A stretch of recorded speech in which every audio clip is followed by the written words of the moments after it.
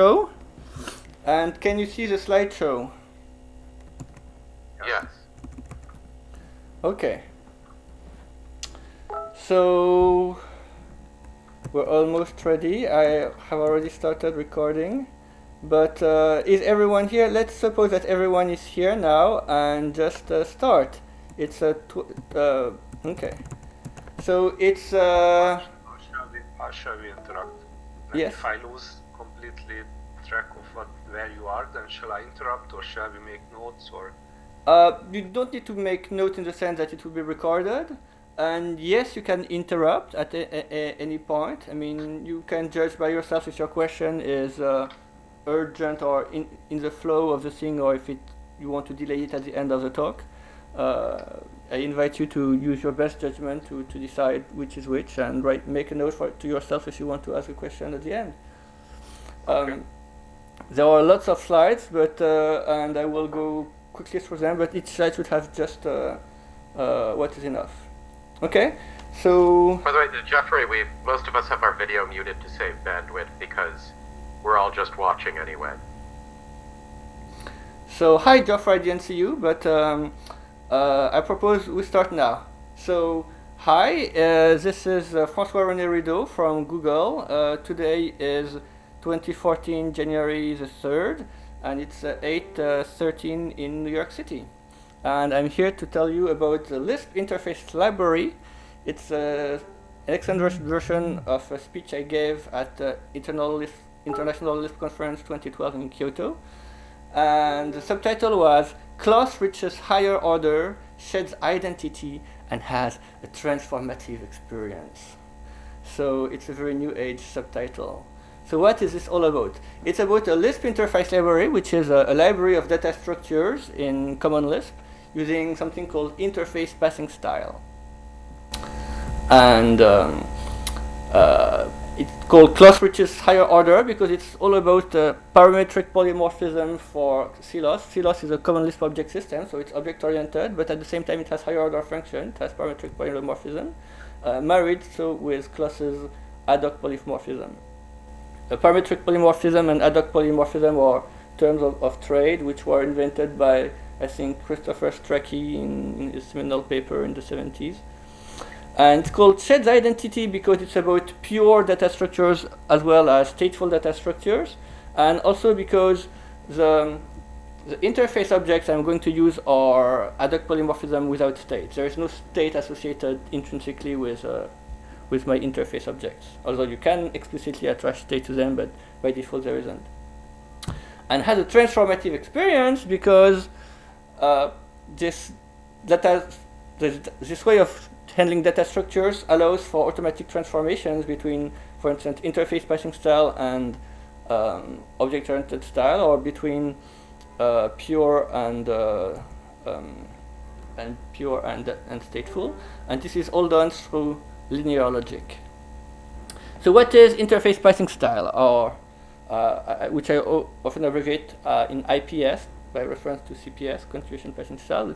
Interface passing style is simply passing an interface around. So the goal is polymorphism. What is polymorphism? Polymorphism is about having a protocol between users and implementers of functions and data structures, between users and implementers of code. You want to be able to write code in such a way that users need only understand it once, and it can be implemented in many different ways. Or implementers did only implement it once, and it can be used by many different users. That's the principle of polymorphism. So everyone wants to get more use of the code for less effort.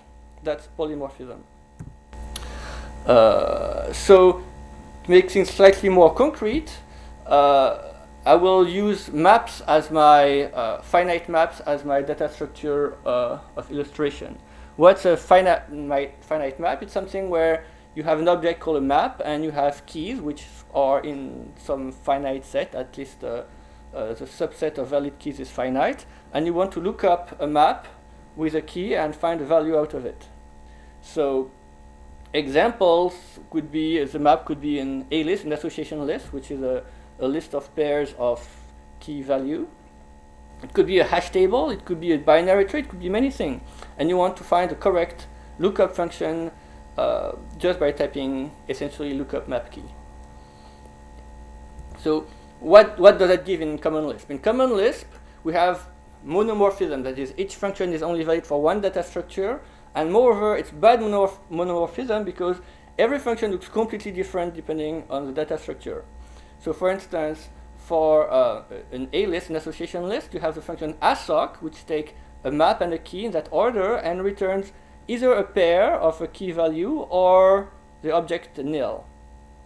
That's a valid protocol, but for hash table in Common Lisp, you have only stateful hash tables, and the protocol is that you have a function called getHash of key and map, and it returns two values, because this Common Lisp has multiple values that it can return. The first value is the value found, if any, and the second value is a Boolean found p, which can be nil if we didn't find anything, or t is a truth value if we did find something. And for binary trees, nothing is predefined in Common Lisp. So we have a very bad case of monomorphism, with every data structure has actually a different protocol, and it's totally incompatible, and you must learn a different one for everything. And in schemes, they embrace bad monomorphism, for instance, in the programming language scheme. A better monomorphism would be that there is a function for everything, a different function for everything, but the functions all have the uniform signature. That is, at the type level, it looks the same. So for an A list, you would have A list lookup instead of assoc. For hash table, you would have a hash table lookup, and for binary tree, you would have binary tree lookup, and the arguments would be always in the same order, and the return values would be always in the same order. So that would be better monomorphism. At least the functions all have different names or different functions, but you can at least think of them at the meta level in a systematic way. And pseudo-polymorphism would be by squinting, you put everything in its own namespace. So in Common Lisp, you have packages. So you could put in the package A list, the function lookup works for A list, and package hash table, function lookup works for hash table, and in package binary tree, function lookup works for binary trees. And you could have a pseudo-polymorphism. So it's a trivial polymorphism at the meta level, where if at the meta level, if I can explicitly find the symbol lookup in the package A list using introspection or something, I can automatically have it. But the polymorphism is at the meta level if you want. And you can, by squinting hard, you can use in package and see all lookup, and then it's probably the lookup I'm caring about within the package binary tree. But I can only talk about one at a time. Okay, so what's a real polymorphism? Well, with the functional programming, you can have higher order functions, which means that the function lookup can itself be a variable, and so it can itself be a variable that's bound somewhere higher in the scope, in an outer scope. In some outer scope, you will bind all the protocol functions, lookup, insert, etc. We'll all bind them properly somewhere higher in the scope.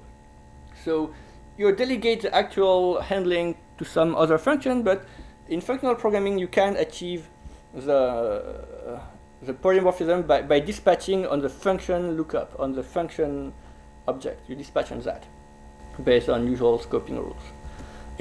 That's not normally what one would call polymorphism, though. You can achieve polymorphism that way. Yes, that's the basic way that you achieve polymorphism in functional programming. But indeed, as you say, Perry, when people in functional language speak of parametric polymorphism, they have second-class usually concepts to encapsulate that. So in ML, they have things like modules and functors that encapsulate the fact that you're binding plenty of functions and types and whatever in one go. So you have it may not be a first-class object, but a second-class object. You have a concept of modules, and then you import the module, and there you have all your things bound, and it implements parametric polymorphism for you as a second-class object. In Haskell, you have type classes, in Racket you have first class unit objects that allow to do the same, and underneath it's is a previous trick, but it's syntactically very well done and integrated, encapsulated. Yes? One quibble. So if you go back one slide, Yes? parametric. This is not parametric polymorphism. Haskell type classes are ad hoc. Yeah, it's a mix of that. The class part. Okay, the class part. Sorry. Yes, you're right, Perry. The class part of Haskell type classes is ad hoc, but type classes can still have be parametrically. Well, yes, okay. Haskell has parametric. That's also. When I think parametric polymorphism, what I think of is multiple users of one implementation with different types being filled in. Yes, well, Haskell has that, and I suppose anyway, Haskell has that too. Okay, yeah. And in object-oriented programming, instead of dispatching on the function object, the function object remains the same, but you dispatch instead on the first or second, or typically on the first object argument, which will be the map. So when I look up the map and a key, the lookup object itself remains the same, but the map object changes, and depending on the map object, I will dispatch to the correct method on the correct object based on object metadata. So that's object-oriented programming, and that's how you would do it in Lisp. You could have a generic function lookup, and it would have many different methods depending on the object. So it's called ad hoc polymorphism, and most programming languages these days have some notion of classes or prototypes or something that allow to specify different methods for different objects. And Haskell again has type classes, which can also be specialized in an ad hoc way. It is depending on the class, you have different behavior. And of course, Common Lisp has classes and much more in its CLOS thing. So how is polymorphism implemented inside? Typically, it's reduced to monomorphism. And in functional programming, you have a dictionary or linkage table that introduces what are the values bound to these functions or to these variables in a given context. So you have an extra implicit argument to your implementation functions. And in object-oriented programming, you also have an extra virtual method table associated to your objects, and an extra object self passed to your methods, and that's how typically the dispatch is done. There's also an additional argument. So instead, in Lisp, I wanted to do to reconcile functional programming and object-oriented programming, and I couldn't just modify CLOS. It's a hard beast to modify. So instead, what I did was I'm going to expose the internals, and by exposing the internals, the thing that's internal in the other implementations of parametric polymorphism, that dictionary or virtual lookup table, I will expose it as an explicit first-class object, which I will call an interface. And that interface I will pass around. So what does it look like? It looks like that now I'm going to look up, and I will dispatch on the interface, and depending on that interface, I will do something different, and then I pass map and key as regular arguments. So I introduce one little extra argument for the metadata in my protocol, in my generic protocol. So what gives? So let's be concrete. For those of you who know Common Lisp, here's a question. If I want to look up for the protocol A-Lisp, for the interface A-List, I want to look up that A-List, I want to look up number 2010. What should the system return? Is anyone following? What should it return? Yes. Well, I don't remember what the interface you specified for lookup was, but it should be roughly returning RNO or 2010 RNO or something like that. So yes, the interface I proposed was returning two values, a values and a boolean, if found. So the correct... It should be returning RNO and true. Yes, exactly. It will return RNO and true, because the 2010 ILC happened in Renault. And what happened if I use the hash table instead of an A-list? What should that return? If I use the interface hash table instead of the interface A-list, and I try to look up this object. It should explode. Yes, it should explode because it's type error. The object I'm passing it to it is not of type hash table. A good answer. But of course, the actual hash table is only a function call away. I just need to convert my a list into a hash table, and that's a function call away. So with the generic function a list map, I take the a list and I transform it in a map of that corresponds to the interface of hash table, and then I can look it up, and it will return error no true. Perfect. If I look up a balanced binary tree, it will also return error no true, and whichever valid interface I use, if I transform my a list into that interface and then I look up that interface, it will return error no true, because that's what the interface implements. It implements a finite map. Okay, so how do I insert in a map instead?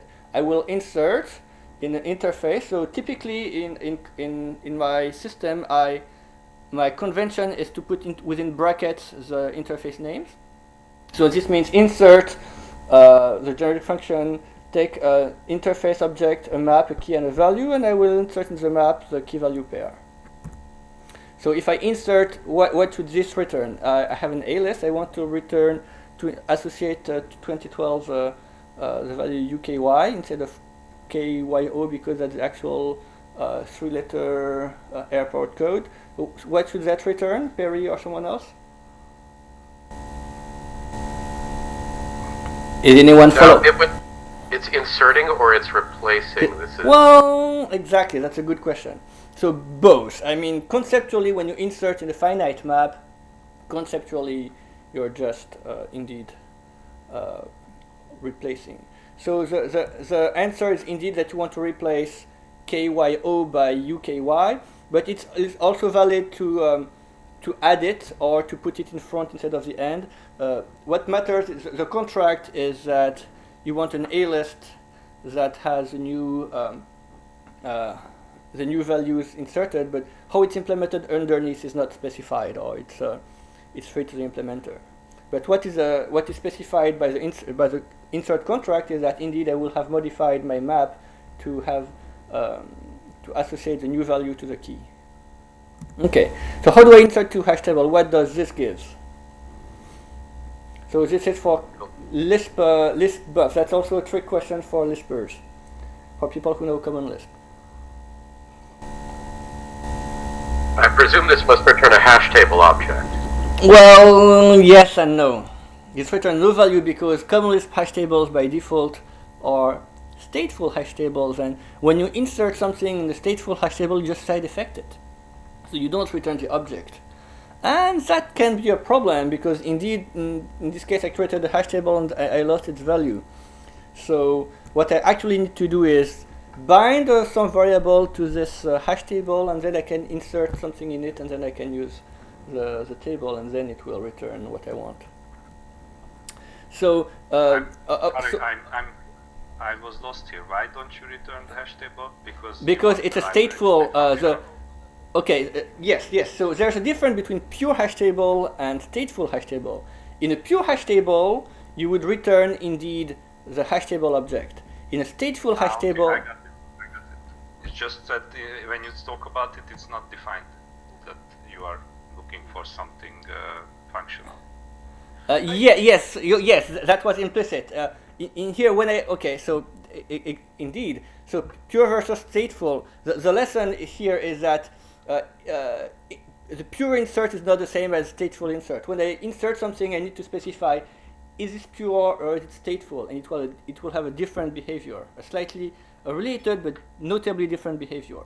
Whereas if I look up a data structure, if I look up a pure data structure, or if I look up a stateful data structure, this has actually the same interface and the same object. It's the same generic function lookup, and in terms of packages, I have a common package called interface, and lookup will be in the package interface, and it will be imported by both the pure package and the stateful package. It will be the very same lookup generic function instead of CLOS, whereas the generic function for insert is different in the pure and the stateful package. Right. I understand I understand the distinction, but I actually don't understand that the protocol for the stateful one isn't The same. consistent, right? So, Oh, so even though you've modified the hash table, that Yes. doesn't seem to me to dictate that you cannot return it. And in fact, it seems like it gratuitously makes, if you have a caller that wants to, that is actually for some reason agnostic about this, why wouldn't you? Because so now you can't do the mutable hash table as an optimization of the pure hash table. We'll come back to that. But Okay. but it is very important that even if you for some reason, even if you wanted to return the hash table object, there's still a very important semantic difference, because in one case you return the new hash table object, and in the other case you would have returned the same hash table object that has been side effected. So I think even the point that you could try to hide some of the semantic difference under the rug, but there is a very important semantic difference that you can't hide under the rug. When push comes to shove, it's a different function. Hooray is making, if I could make it for you maybe, is not that the interface that the function name that the function could not return the existing object, but that if it returns the existing object, this is a different interface contract from returning a fresh object. Exactly. There are The two different contract contracts here. the contract right, is but different. At the abstract level, there is a contract Yes. above that which says, I will return something you can call lookup on, and in fact, we're violating that. Well. We'll come back to that, but I think we can both agree that there is something very important common, and indeed you want to somehow capture the essence that this is the same thing, and at the same time there is something essentially different, and you want to also capture the fact that they are actually different. And we'll see that. It's not clear that you can do that with only the return as your tool. Yes. Well, no, but that's why he's providing it. Yes, but I'll come back to that. That's a very important question, but let me come back to that in the rest of my slides. I will address this question. This question is indeed at the center of this presentation. So let me not reply to you now, but yes, this is very important. And now for pure stateful, I will say that when I don't specify the prefix, I will assume the default one if there is one. So A-list, by default, I will assume that A-list are pure objects. By default, I will assume that a hash table is a stateful object, because that's how it is in Common Lisp. If I want a pure one, I will explicitly say pure hash table. Lookup, when it's not only its default, it's actually the same object, whether it's pure or stateful. And for insert, well, depending on the context, I will assume that I have the correct pure insert or stateful insert. Okay, so if I don't specify something, it means the normal thing that makes sense in the context. And if it's ambiguous, then you'll have to tell me, hey, that was ambiguous. Okay, what are parametric interfaces? Parametric interfaces are, well, let's go back to our A-list example. Now, what should this return? When I look up an A-list and I'm looking up the string boss in the following thing. If A-list has the semantics of a normal default A-list, what should this return? That's also a trick question 2009 true. What? 2009 true. That's what you'd like it to return, but what will it actually return if you are proficient in Common Lisp and Common Lisp expert? It will return nil, because an A-list by default is compared with EQL, equality by identity and immediate value. And the string boss is not the same as the other string boss. As far as the default equality predicate EQL goes in Common Lisp, boss and boss are two different strings. Therefore, this will probably return nil. So what you actually want is specify, I want A-lists that are, I don't want an A-list of EQL, which is a default value for A-list. What I want is an A-list of equals, where equal would be the interface that corresponds to objects being equal with a recursive or structural or whatever equality predicate equal. And then it will return 209T, because I'm now comparing with a predicate equal instead of the predicate EQL. And this will work. So A-list, already the the very simple interface A-list can be parameterized by this equality predicate encapsulated in this equality interface. So you can also have an A-list of string using the string interface, and we'll use string comparison to compare. You can also have a case-insensitive string as an interface, and then A-list you can put the both in lowercase, it will match uppercase one, and you can invent whatever equality predicate and pass it to A-list, it will May work. I ask a small question? Yes. When I say something like A-list of string or case-insensitive string or what have you, is this a function that is returning to me an Yes. interface which is parameterized? Yes. Or is A-list of A-list string just some list that is then? It's a runtime first class interface indeed. So A-list in the that's a good question. Here A-list is we'll come back to it, but here A-list is a function. Previously A-list was a variable. Previously A-list was a variable that was bound to an object of a class interface of a proper class, and here A-list is a function that returns an interface of the proper class that implements the proper interface. So it's first class object.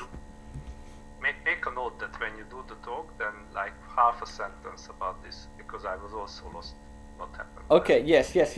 So here A-list is a variable that returns the interface object. And here A-list is a function that returns the interface object, a different interface object. And you're taking advantage of the fact that this is a Lisp 2.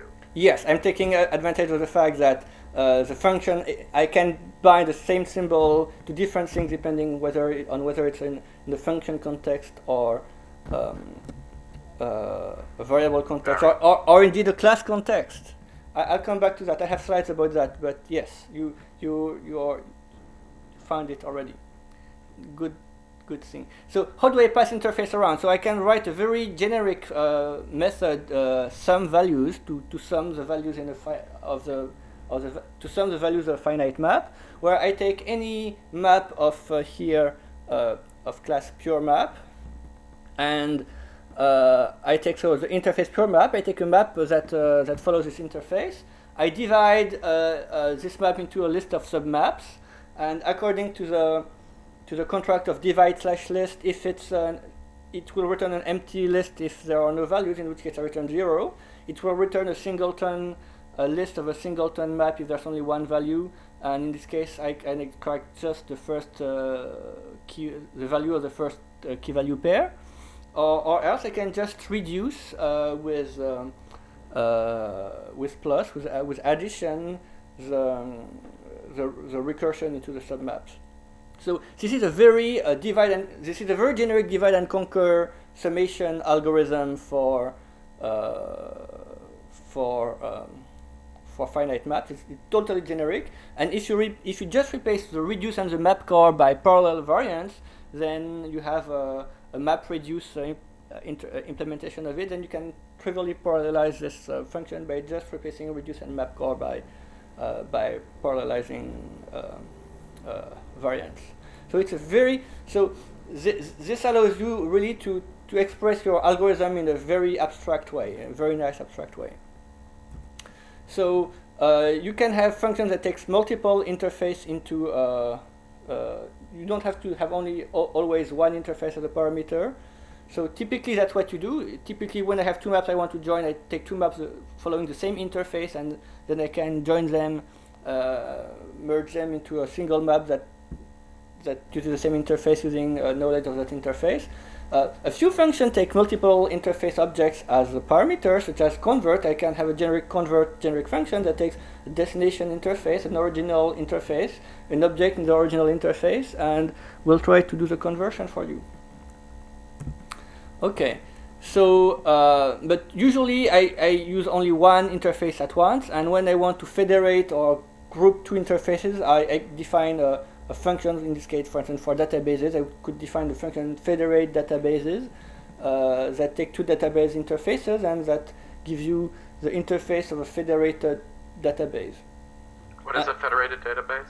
It's a database that would federate queries as if the two databases were the same, basically.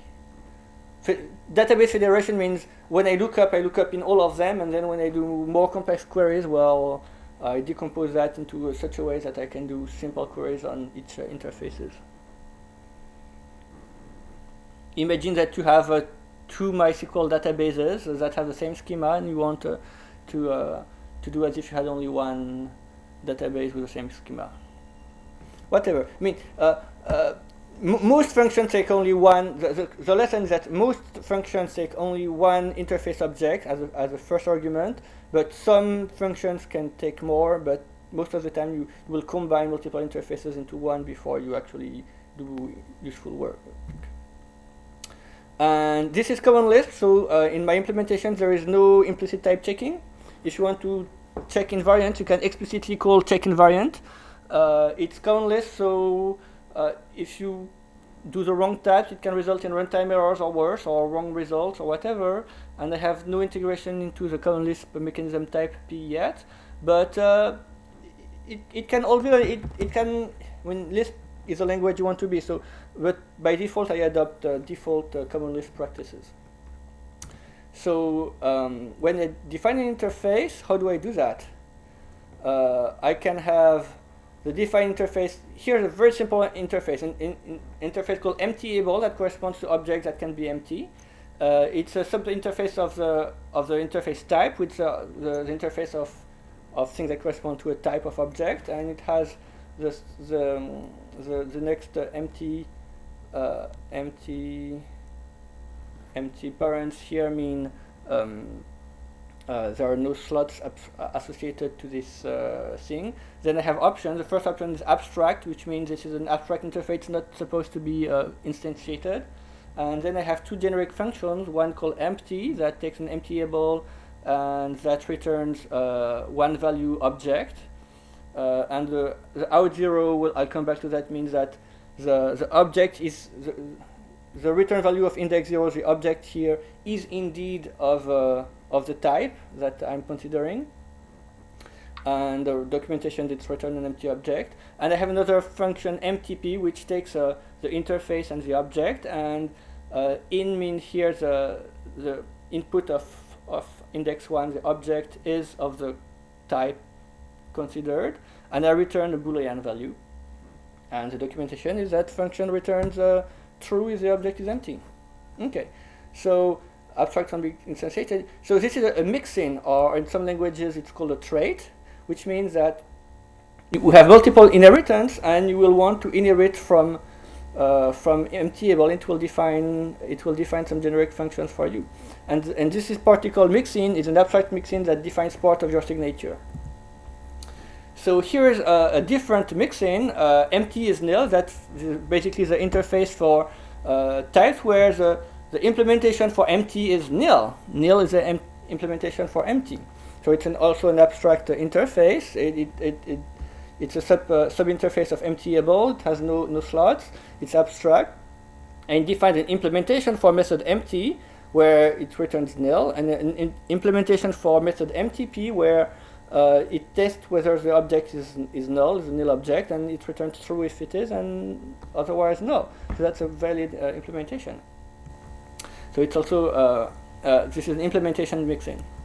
Here the concrete interface, it's a very stupid interface. It's an interface that corresponds to just the object nil, in where I derive from the previous implementation, and that's all there is to it.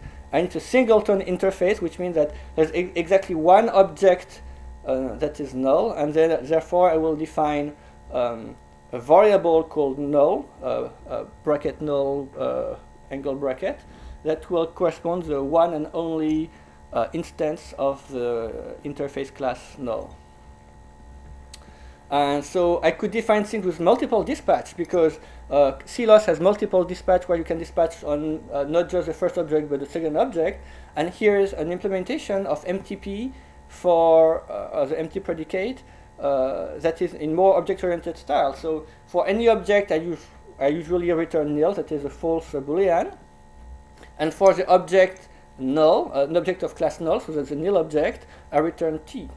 And the advantage of defining the empty predicate in an object-oriented stub style is that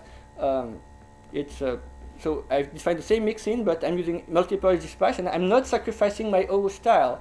That's very important. When I'm using interface passing style in Common Lisp, I'm not sacrificing the ability to do dispatch.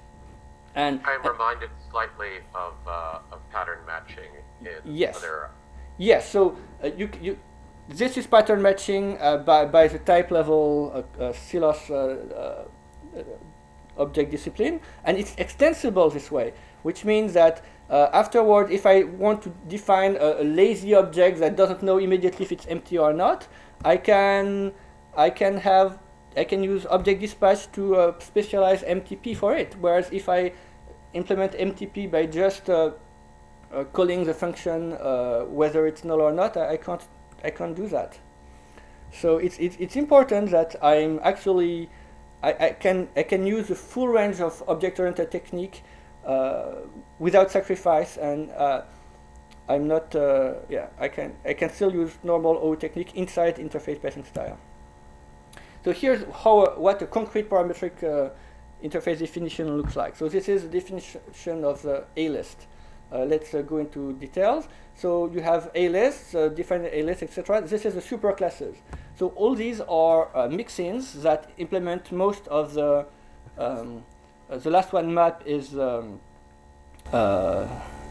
define all the generic function interfaces. It's your interface, your signature mixin. All the other one define how some generic functions are deduced from others. So empty is nil. To decompose your map into a key value pair and a smaller map, you can just look up the first key value and then drop it. To update a key, you can just look up and use lookup insert and drop to update a key, etc. I mean, you can divide into a list of submaps by just dividing into two maps and recur. This means that plenty of functions have obvious implementation, and you can do that with mixins. Then I'm defining slot. This is a parametric interface, so it has a slot called key interface, which is of type EQ, which means that a key interface is an interface that is a sub-interface class of a class EQ. And I have init arg readers to access it, to initialize and access it in normal class style. Other constructors, then I have interface constructors, which means that it is a parametric interface where I'm defining a function A list, which will have an optional argument EQ, which takes the value EQL to default equality predicate interface. And then the simple solution is I will make the interface with EQ as key interface, with a parameter as your key interface, and the default parameter is the default value. And there's also a singleton value, which will take the said default values, and that will create the default variable A list. So that's how it's defined. And so as you noticed, A list can mean multiple things. It can mean the class, with the interface class A list. It can mean the function that takes an equality interface and returns a map interface, or it can be the variable that has the default values. And you must not confuse, and in Common Lisp it's obvious from the context which you're referring to, but that in other languages you would have other mechanisms. Okay, so how do I build data structures? So that's where interface passing style is so good, because you can really, thanks to CLOS, build your data structures in an incremental way, and thanks to parametric polymorphism, you can make it totally composable. And that's the reason why this is the correct way to implement data structures. And so far as I know, the only languages that allow you to do that are Scala, to some extent Haskell, and now Common Lisp. So the current little API is mostly a finite map, so they can be pure or stateful, and that's slightly different. I have things like type, EQ, and order, which are type, an interface that corresponds to object of a given type, and EQ means object of a given type that have an equality predicate, and orders, they have also an order, set of order predicates. I have pure and stateful iterators, and I have a concept of box, which is a box in which there's an object, and then you have mutable boxes, you have use one boxes, you have lazy boxes, you have all kinds of boxes. Okay, so what are the map API methods? I will focus on that. There are inherited methods, so like making a map, checking its variant, convert between two maps, compute the size of a map, whether it's empty, return an empty map, and empty a stateful map. And for read method, you have lookup, you have first key value to extract the first key value of a map, fold left and fold right to do computations on the map, transform between a map and a list, and write function. We have insert, drop, decount decomposes a map into a key value pair and a smaller map. Join takes two maps and joins them into a map with combined elements, with the first map taking precedence if an element appears in both. Join slash list does the same, but with a list of maps. Divide divides the map in two. Divide slash list divides the map into a list of submaps, which sometimes is more convenient. Map slash to try to apply a function to the key values of the maps and create a map where with a combine, etc. I mean, all the obvious map API methods. And of course, I have implementations, a pure implementation for A lists, AVL trees, hash table, and Patricia trees. And I have stateful. Wait. Yes. Am I the only one who is lost in the previous slide? What were we looking at? This is a list of the API methods. That's all the methods, or most of the methods I define for all map objects. So these methods are defined all map objects, and the map objects can be of these types. It can be of A list, AVL, hash tree, or Patricia tree. I thought we are talking about something on the meta level. But no. I'm just introducing the design space, the kind of data structures I'm working on. Interface parsing style can work on arbitrary kind of data structures, but the ones I'm going to show you there are, and most of the things that are implemented right now are these.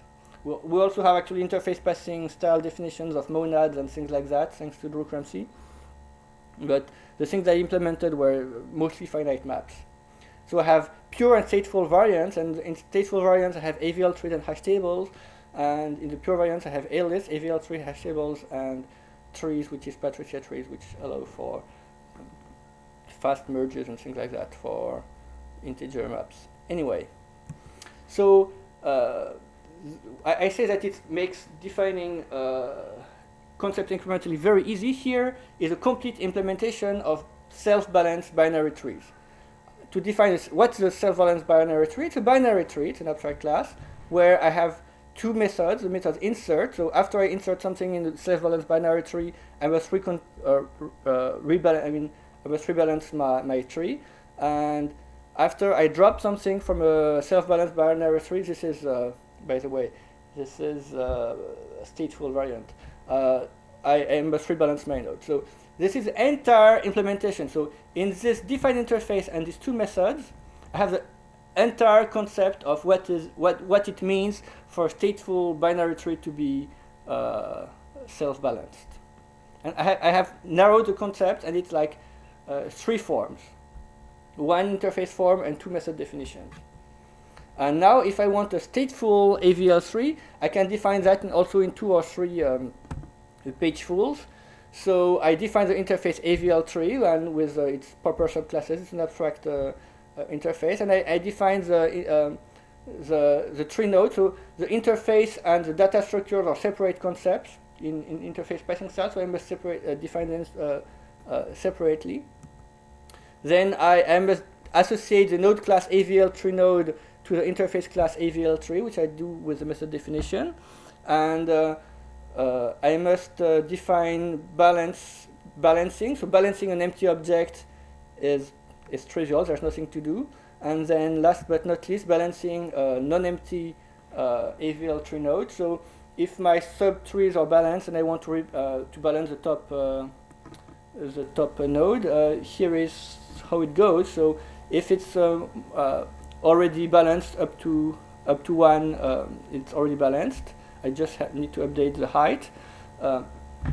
And if it's too skewed on the right, then I will rotate left, and if it's too skewed on the left, I will rotate right. So there's a symmetric case here. So it's an obvious, like, it's so simple. In 3-4 page fulls of you have the entire implementation of an AVL tree in terms of the previous abstractions, and it's just like 2 or 3 slides, and that's all there is to it. That I've completely narrowed down the concept of stateful AVL tree, and because it's parametric polymorphism, I don't have to re-implement that for each and every different kind of key or value or whatever. I've completely encapsulated the notion of stateful AVL tree here, and it's totally incremental. And when you compare to AVL trees defined in any textbook, you'll see that you have one implementation of AVL tree that's specialized for integers as keys and whatever as values, and you must redefine them. You cannot share implementation between anything. You can share the idea, but then the programmer needs to re-implement AVL trees over and over again. And here I totally narrow down what is stateful AVL tree, and that's it. It's actually runnable. So I was actually I had a little confusion about that example, which is I noticed that the interface stops being passed down. Where is that? Yes, it is passed down here. The interface is passed as AVL tree here. Update height. Yes. That's a mistake in that slide, because I'm using an advanced concept that I have not yet introduced. Yes, there is a way in. We'll see later that there is a way in Lisp Interface Library to elide the obvious interfaces. So that's a very good remark. So far as you know, node balance should take an additional. That's a great remark. I should pass the interface I, its interface passing style. Node balance and update height and rotate node left and rotate node right should take the additional object I as first argument. That's an excellent remark, Robert. It means that someone has paid attention to those slides. Thank you. I'll add that in the next version of the slides, because indeed, interface passing style, I must pass the interface around. But there is okay, great find. You're right. I will update that slide. Congratulations. Okay, you'll show us later on how this can be inferred, I guess. Yes, I'll show you later on how that can be inferred. But that's a great remark. This slide number 76, is wrong. Thank you. So how do I compose interfaces? So here's how I define the pure hash table thing. So I defined it with a normal mixin superclasses, and then I have 3 parameters: key interface, hash map interface, and bucket map interface. So what is a pure hash table conceptually? A pure hash table is something where I have a key interface, so I still need the key interface, but I need to be able to hash my keys. I need to have a hash function on my keys, and then in every bucket of things that have the same hash, I will have a bucket map interface. So that's how I treat my buckets, and my buckets themselves are organized as a map of buckets. So if I have an arbitrary type of object on which there is no order, but on which I can do a hash, I can use a fast integer map for my buckets of the same hash. And inside the bucket, hopefully there are not a lot of collisions. And inside my bucket, I can use an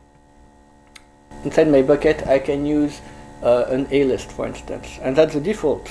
So my default key is any object that can be compared with EQAL and with a matching built-in hashing SX hash, I think in Common Lisp is called hashing function. My default hash map is a map, an AVL tree specialized for numbers, and my default bucket map is just a list of my keys. And that's how I define hash table. So the default pure hash table will be an equal hash table like that, but it's parametric, so I can override the key interface or the hash map interface or the bucket map interface. It's a parametrically polymorphic interface class. So I can have hash tables of things that are hashed with my specialized hashing algorithm. I can do anything. It's really generic. And here's how I implement the insert for hash tables and mind the pun. Where is the pun? So to insert something in an object of a class hash table, so I take a parameter I of class hash table. I take a map, and I take a key value pair, and the first thing I do is the innermost thing. The first thing I do is the multiple value bind. I do the lookup first. So first, I look in. First, I compute the hash of my key. The outermost let is I compute the hash of my key. Then the innermost lookup, I look up the hash into the hash map interface. So map is considered as an object of type hash map interface, where previously the same map object was considered an object of interface hash table. So the very same object without any wrapper can be either seen as a hash table or as a hash map. It can be seen as a map from key to value, or as a map only from hash of keys to buckets. And then I find the corresponding bucket or an empty bucket if there's none, and then I insert my value in my new value in the old bucket, and then I insert the new bucket in the old hash map. So this captures what it is to implement a hash table, and the other functions are the same principle, and this is totally generic and totally reusable. And there's an interesting pun here. And so the pun is something that you cannot do in other programming languages. You cannot do that in a static programming language such as Scala or Haskell. And puns are sometimes a very nice thing to have that can save you space as compared to having an explicit wrapper every time. In Haskell or in whatever in Scala, you would have, if you want to see an object conceptually as two different things, well, you can't. You need to wrap or unwrap the object every time you want to change point of view, and you have this cost of wrapping and unwrapping. Here you just switch the interface object, and you can immediately see the object as two different things. Okay, third part, transformation. So far we saw things that we can do, mostly we can do in Scala or Haskell or whatever. Now I'm going to show you things you cannot do in Scala or Haskell, or at least not without breaking the usual rules. So here's the original part of the talk, the real original thing. So first, as you noticed, I want to be able to not actually pass around my interfaces when I'm passing like a constant interface all the time around. So I have this macro with interface where I take an interface object, I take a function spec, which is basically something that let me find the list of functions that correspond to this interface, and typically function spec is just the static name of an interface class from which I extract all the associated generic functions. And I have things like prefix and package that tell me which symbols to bind, and inside I will evaluate the body inside the environment where the proper symbols are bound to the proper functions. So what does it look like? Something like that. I want a generic insertion sort with interface of number map. Let's find any kind of number map interface. Let's use the interface number map and consider it as a map, and insert with a list map, insert every member of the A list into the interface. So AList map will create a new object of type number map from the A list, and then with fold right, I use acons. I create an I create an A list of the values in the correct order. So, and here A list map and fold right do not take the number map object as explicit interface. It's an implicit interface from the fact that I'm using with interface. So here there are only 2 function calls, but you can imagine that if there are like 10, 20 function calls in my function definition, I can save a lot of typing by having a with interface. And not just of typing, but of conceptually tracking down, am I indeed using the same interface object or not? Here it's, yes, I am, and then I don't want to think about the fact that I'm manipulating number maps, it's implicit. For insertion short here is part of a user, like it's the usage of the library, it's not part of the library. Right? Yeah, yes, this is a yes, good. Sorry, I didn't make that explicit. Yes, here insertion short. Like. Yes, I'm defining a function that uses my data structure library to define an insertion sort. So put something in the name that makes it like my insertion short or something. Okay. Yes. That's I'll do that. So slide 76 and 83 can be updated. Thanks. So here is how in the library is defined EQ from equal. So the EQ interface has actually 2 generic functions, EQ function and equal. EQ function returns a function, a closure that does the comparison. So you can pass it to various higher order functions. And equal does actual comparison, and here with method superior, the superior here means that I'm implicitly using with interface. So EQ functions here does not explicitly take any interface object because that's implicit from the fact that I have method angle bracket. So I actually define an EQ function that takes one argument, and equal also I don't need to pass it the argument. It's all because I'm using a method superior which causes with interface. So in practice, most of the time I don't actually pass interfaces around syntactically, even though semantically they are passed around. Here is how empty is nil can be defined. So it still depends on emptyable, it's abstract, and I use method superior. And here I can remove all the clutter, and it's very simple and it's very well defined. That's how it's actually defined in the library, and there's no clutter. And I can define. It's very clear that I have MTP with 2 methods, and I'm using the normal CLOS dispatch. It's very clear. And so I can also convert from interface passing style to functional programming with something called define interface specialized functions. So let's assume that you think that pure hash tables are something that everyone should be using in common Lisp. Why is there no pure hash table predefined interface?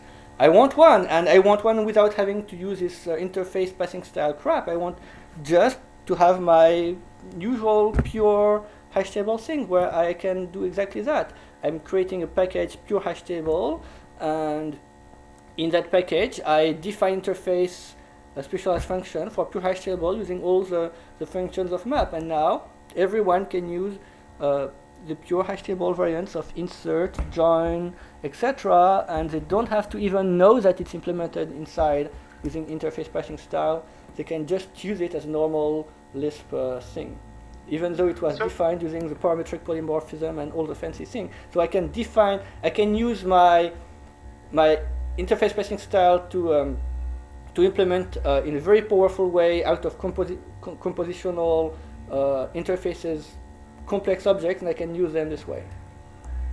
So it might be helpful to show on the bottom half of this slide how those functions are used, because Okay. I have a hard time imagining what they look like just based on this syntax, what the names of the functions will look like. And Okay, if I didn't put that, no, I didn't put that in the next slide. So I will have to indeed to add that in my next slide. So Also, can I also ask, like, yes. this definition, does it say anything about the underlying implementation? Because pure can be many different ways.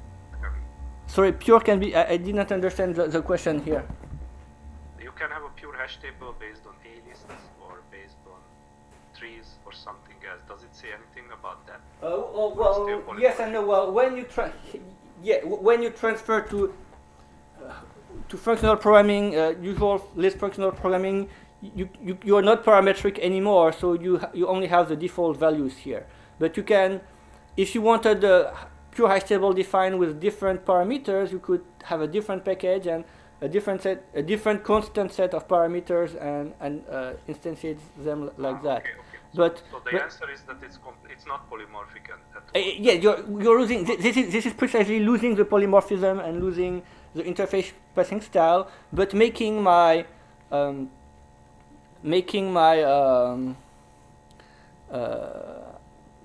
functions constructing something using interface passing style, but making it available to everyone who doesn't want to use interface passing style. Okay, just to clarify, it's clear what you're saying. What's not clear to me is that this is happening from the slide. Okay. It's clear. I mean, this is what I would expect, but the slide, like pure hash table. Yes. Okay. I will. Pure hash table, pure A-list hash table or something. Pure. Sorry. Maybe you could use the name pure A-list hash table. There's no A-list here, or I mean, there's A-list in the implementation underneath, but you don't see ever any A-list here. Yes, I understand that, but what's not clear to me whether it's polymorphic in any way still. Or Okay. I will. Yes, I will update that slide. Thanks a whole lot. Okay, and now the non-trivial part is going from pure to stateful and back. And the idea is that, as we discussed before, the pure and stateful data structures are almost the same, but not quite. So in some way we want to be able to view them the same, and in some way we want to make sure they are different. And actually the making the signature different was a way for me to make sure that you can't easily confuse the two. But yet I want to be able to unify the two where I really want, and I can. And this is with this automatic transformations. And conceptually what it means that to have a mutable interface from a pure interface, you put your pure object in a mutable box. What does it mean to have if I have like a pure AVL tree and I want to make or pure Patricia trees and I want to make a immutable variant? Well, I have a box, and that box at any time in that box I have one value of type pure Patricia tree, and when I side effect it, I just update the Patricia tree in the box, so it's a new pure Patricia tree, but it's the same mutable box that has a new value. So that's how I go from pure to mutable. And to go from mutable to pure, I put things into a use once box.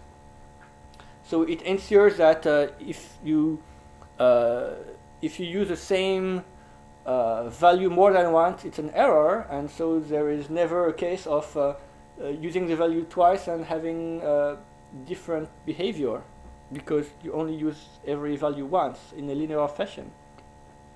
And if you want to copy the state, you must explicitly copy the state.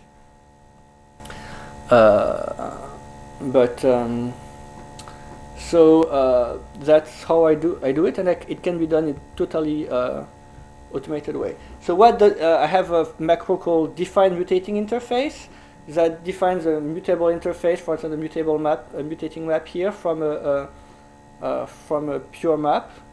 So mutating map is an interface that will return something, a subclass of stateful map, and it will take a pure map as an input. And this is the lesion here corresponds to 2 or 3 exceptions, and this is a complete implementation of how to go from pure maps to stateful maps. and everything is automated except for 2 or 3 methods that I will show you later that are highlighted here. So how does it work?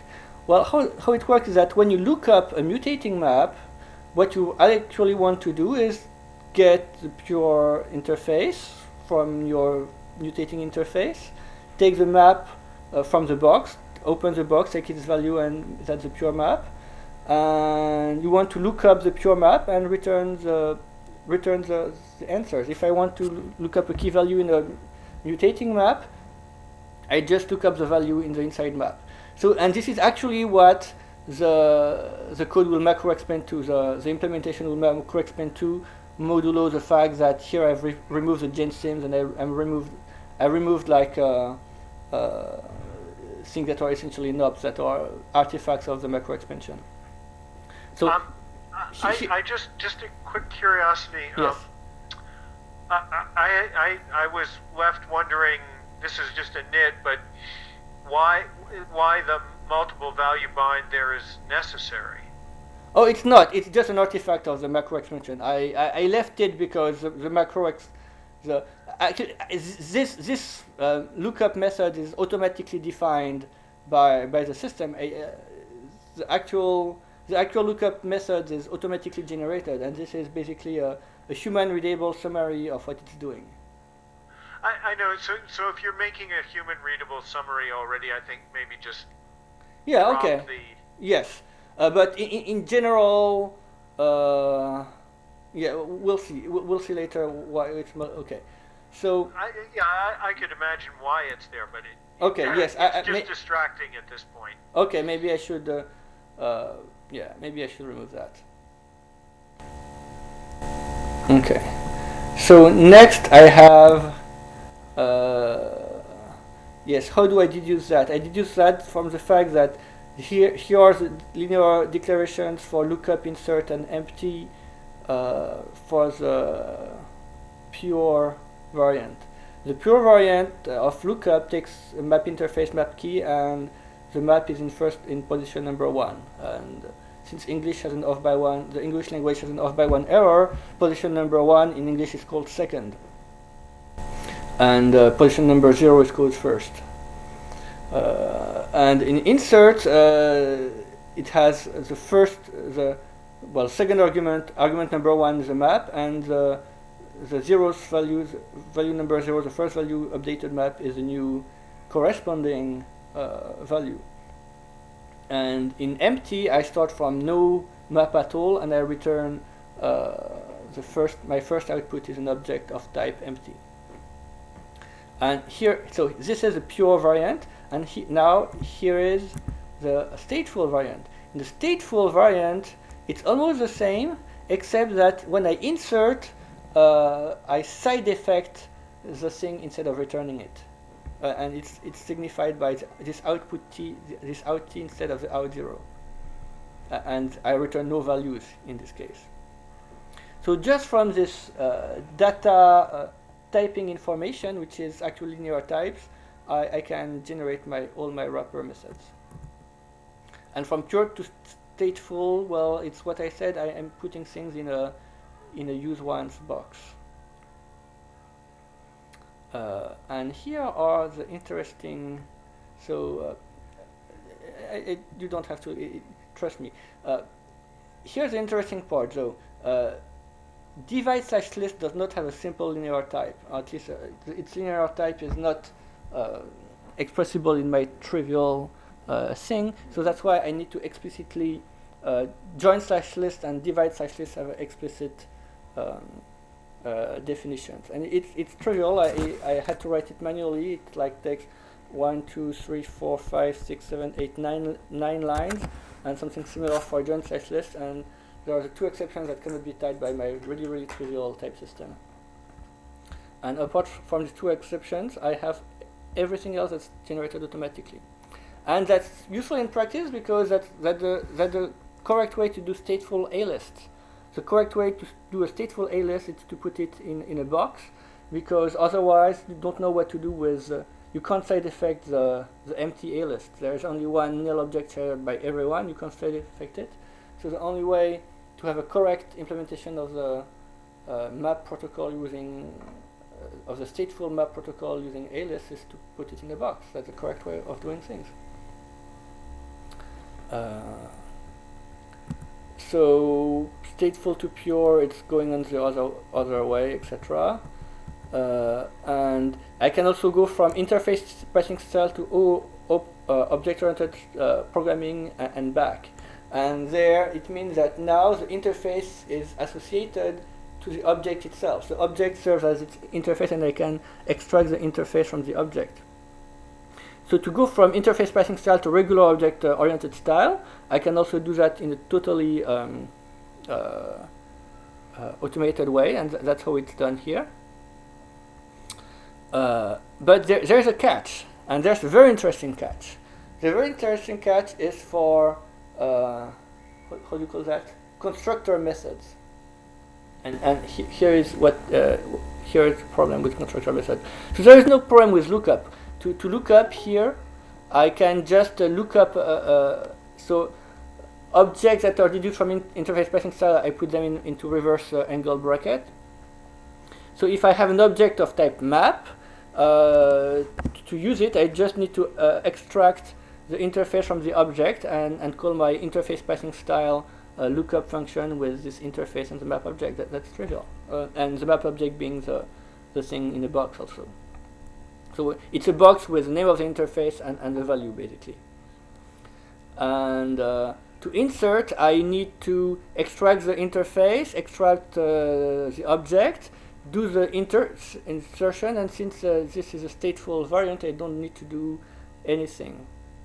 But if it was a pure variant, I would need to put the new value in the box. And the issue with the constructor is when I do empty, how do I know which interface this empty corresponds to? So I would like to say, hey, I want the empty object, but is it an empty map of numbers? Is it an empty hash table? Is it an empty A list? What kind of empty thing is it? And so the solution is here that I'm passing an explicit interface object. That's very ugly, but I can pass an explicit interface object to empty, and it will create an empty object that corresponds to that interface. Or I would sometimes want to have a different empty function with a different name. I don't want to pass an interface object. I want to call here always for number maps. And the problem is that essentially in object-oriented style, the constructors are not part of the regular protocol. Constructors are part of the meta-object protocol. That's why in Lisp, make instance takes a meta-object or a class name as the first parameter. You don't make instance doesn't take an object of the class as a parameter. It creates an object of a class out of nothing, and to choose which class you need to specify a meta-object. And that's the thing that's very ugly about object-oriented passing style, and that's not at all ugly about interface passing style. In object-oriented passing style, you need an exception for constructor objects. In interface passing style, there is no exception. It all flows naturally, and you just have the proper interface in context, and there is no dissymmetry for constructor. There is no here is empty in a style where I have a constant number map interface. And of course, there is a way to have a different name for empty. So I want an empty number map, empty dash something. And in object-oriented style, you have this like constructors or not regular methods, and in interface passing style, you have this constructors or regular methods, and that's much nicer to write code in. So conclusion, Lil is already a useful library. It already has data structures that are not in any other Common Lisp library, or at least not any other free software Common Lisp library. I have like generic variants of various data structures. I have monads. I have these patricia trees, etc. And some of these are actually not implemented in other Common Lisp libraries. So it's already useful as a data structure library. It's also a pleasure to work with to define new data structures in, and I invite you to use it and extend it. Second thing is that polymorphism is for everyone. We can have both ad hoc and parametric. We don't have to choose between one and the other. We don't have to choose between Smalltalk like ad hoc polymorphism and ML like parametric polymorphism. We can have both at once and in a good way that expresses that, and we can have composable abstractions. And third thing is that I can have powerful transformations from stateful to pure, to stateful to pure, from interface pricing style to object-oriented pricing style or functional programming and back. And I don't have to have the same style for the implementer and for the user. So the user can use one style, the implementer a different style, and I could convert between the two. There's no impedance mismatch anymore between. Everyone can use a style that makes more sense for what he's doing and not care what people on the other side of the fence are using. And it's all possible thanks to macros. It's also possible thanks to this linear logic formalism. And linear logic is underrated, and semantics-based design is underrated. It's all possible because there is a clean semantics behind. And the cleaner semantics is why I think that interface pricing style is a cleaner way to define data structures and object-oriented programming with only ad hoc polymorphism, because it is the right way to do things, and because it's based on correct semantics. You don't have to sacrifice your style to having only one tool in your toolbox. You can have all the tools that combine in a nice way. And my next project is a linear Lisp, because I want to explore all the possibilities of this linear thing. And so the simpler semantics are made possible because these interface objects are already in every language. It's just that in every language are implicit, and by making the thing, by exposing the internal, I can have a wonderfully powerful and simpler semantics by just exposing the implicit things and by hiding it at all costs. A lot of people, when they, like, if you look at Cardelli and whatever, like all people who try to explain what is the actual semantics of object-oriented programming. So they had to define all these intermediate entities and never expose them because they wanted to map what people are doing. But instead of trying to map what people are doing that's not good, you find that there are intermediate internal data structures that matter and that simplify the semantics. Well, expose those things, and you have a much more powerful and much simpler calculus, and everyone will be happier, and your semantic will be simpler, and you won't have as many things to implement or to explain, and the result will actually be better for everyone. And the other solution, the other thing that makes semantics simpler is that here I'm explicitly separating the metadata from the data, except that in currently the metadata is first class, but you can totally conceptualize, oh, I could do most or all my interface computations at compile time, for instance, and I have very different flavor, but it will still be the same formalism, just a case where all my conceptual thing will be in a different phase. And indeed, if I wanted to have super optimized version, I could do all the metadata and specialization at compile time. I haven't done that because I didn't care, but you could re-implement the Lisp Interface Library so that all the computations on interfaces are done at compile time. So here, if you have any questions left, the source code for the library itself is at Lisp Interface Library on GitHub, and this talk is at Lille ILC 2012, and I'll update it. And it's in Quick Lisp. And if you want to hack Lisp, you can apply at Google. Well, that was a message from my 2012 talk, but since then Google has cancelled most of its Common Lisp code, so we don't have that many Common Lisp positions anymore. Okay, questions? Is there anyone left listening, or am I talking to myself? Okay. I'm here as well. People here. Yeah, I'm here. Okay. So, do you have any questions? So far, one bird's eye view. The summary at the end Yes. have helped a lot at the beginning, or at least part of it, like very short, This very thing? short contextual. All Very this, short yes. Like what? You mean what the thing one is to about? this? What is interface passing style? What is Lilabat, and what are the goals that you can basically write a library of data structures which is very parametric, very polymorphism is very easy in it, and then you can Yes. generate actual Okay. vocabulary for this. And you can generate entire libraries which people can use without the interface passing style. Okay. I mean, a bit of context, maybe you can word it better, but the point is that at the very beginning, to give like 3 sentences, what we will do in the next hour. Okay. Okay, I'll try to explain that at the beginning. Just really short, not because you can get lost in the beginning in this, of course. That's Okay. not the point. Okay. Thanks, Attila. Any other remark?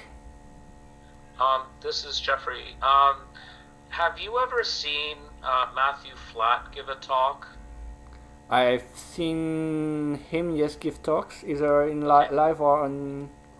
So right, so you know he uses slideshow, Yes. and it lets him do very dynamic things in his presentations. Yes. And I remember someone else said maybe there should be some examples interspersed with. Yes. I mean, it seems like you're covering in a somewhat academic way. Look at all these capabilities. Look at all this stuff that is there. Yes. And a few, just taken aside from time to time, saying, and here, look at what I did. Here is something that I did, and here's what I would have had to do if I hadn't had this, or maybe I couldn't do it at all. Just a few live examples, not for every slide, but for every 10 slides maybe.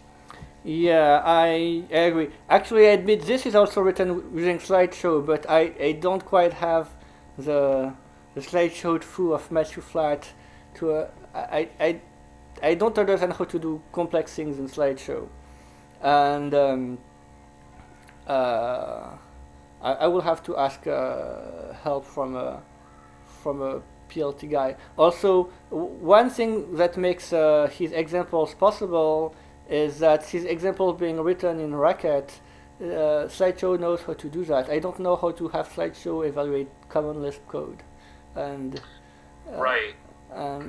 I tried very briefly and didn't go anywhere, and I punted.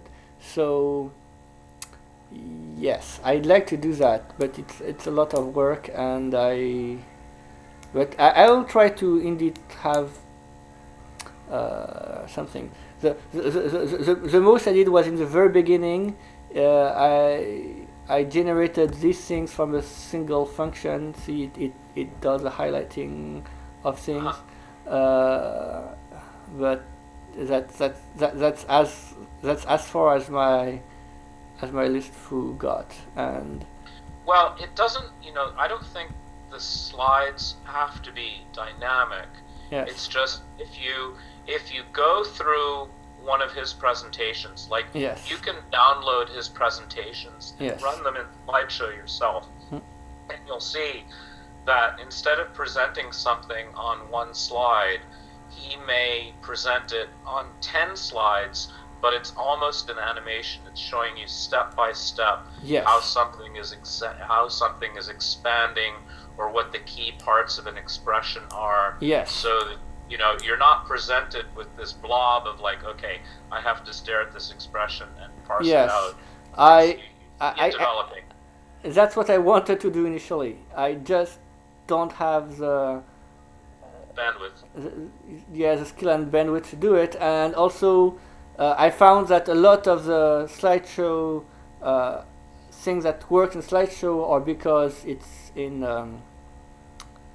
is in it works very well with Racket. Racket, and it doesn't work well at all with.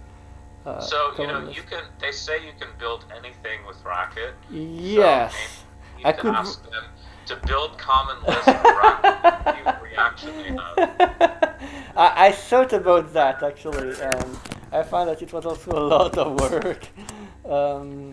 But yes, I definitely thought about that too, and it was more work than possible for this particular slideshow. But yes, these are things I wanted to do, and yes, I can totally relate to this framework, and at the same time, unhappily, it's not going to happen. Unhappily. Okay, don't sweat it. I mean, But yes, I understand. I understand the concern. I find also that when I'm doing that interactively live, I have a laser pointer to point to the thing, and I found that here a slideshow doesn't let me like even show my mouse pointer. So. Right. So yeah, that's. Oh right, you can't do that here. Yeah, I can't do that here. Sorry. You hear me okay? Yeah, I totally agree that it's less than. No, it's very good. It's very good. Don't get me wrong. It's very, very good. It's just, it really demands quite a bit of knowledge Yes. to really understand what you're talking about. Yeah, that's. And you may find that in an audience that isn't all Common Lisp experts, it'll just go right over their heads. Yeah, I agree. That's why I presented that at the Common Lisp conference. But and I'm going to present that again in Lispnik at the another Common Lisp conference. Funny, if you're looking at this slide with the colors, this Latin end is like colored differently. Yes. It's highlighted in a way. I got like in slide 80 you were referring to a pun.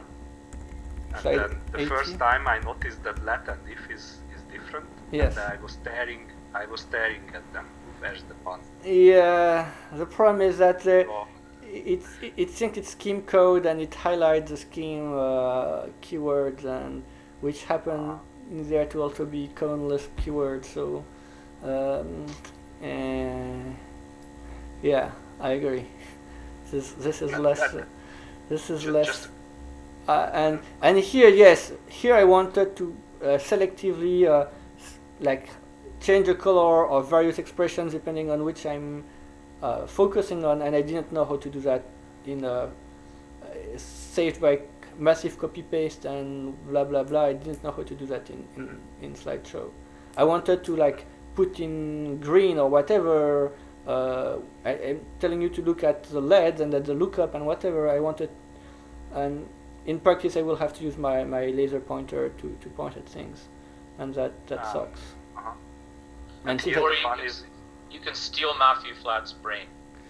I'd like to. Oh my god! But the problem is that then I would have his brain, so I would think like him. So I'm trapped in Forrest's body. You could just borrow it and then give it back. Yeah. Could try. That reminds me of a Cyanide and Happiness short video. You can look the brain transplant short video of Cyanide and Happiness. Okay, so I think we're done here. I don't know if you want to discuss anything else. I mean, it's always a pleasure to be there with you. I don't want, but at least I'm done with the slides, and let's stop the recording. Farah, Yes. okay.